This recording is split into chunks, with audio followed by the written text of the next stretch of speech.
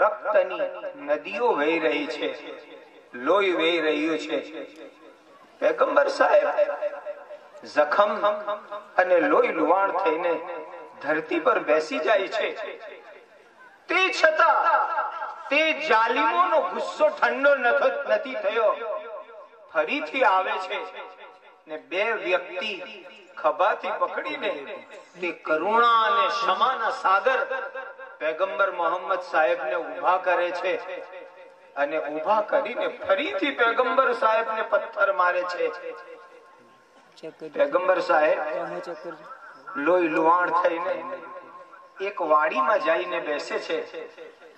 એક દાસ ગુલામ જેનું નામ પવિત્ર અદ્દાસ હતું, તે પૈગંબર સાહેબ પાસે એક ટ્રેમાં ખજૂર અને દ્રાક્ષ લઈને આવે છે ને આવીને વિનંતી કરે છે, પૈગંબર સાહેબ આમાંથી થોડી દ્રાક્ષ તમે જરૂર ખાઈ લ્યો. તે કરુણા મૂર્તિ પૈગંબર સાહેબ એક બે દ્રાક્ષ તોડીને પોતાના મોઢાના અંદર મૂકવા જાય છે તો મૂકવા પહેલા બિસ્મિલ્લાહિર રહમાનિર રહીમ પડે છે.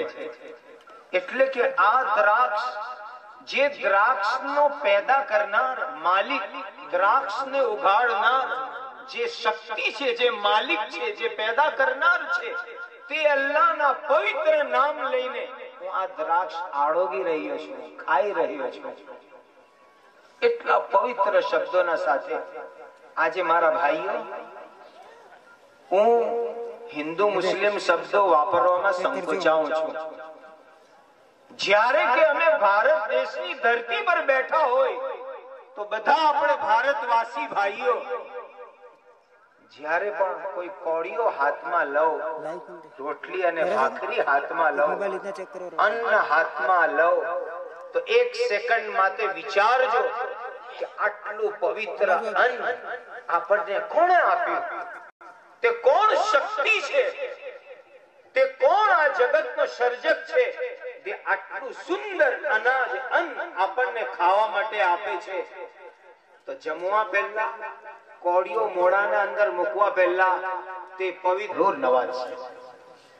આજે આપણે સૌને યાદ કરીએ છીએ, જમવા પહેલા મારી પત્ની મારા સાથે નથી જમવા બેઠી, જમવા પહેલા મારો પુત્ર મારા સાથે નથી જમવા બેઠો, જમવા પહેલા મારા ફ્રેન્ડ અને દોસ્તો મારા સાથે જમવા નથી બેઠા.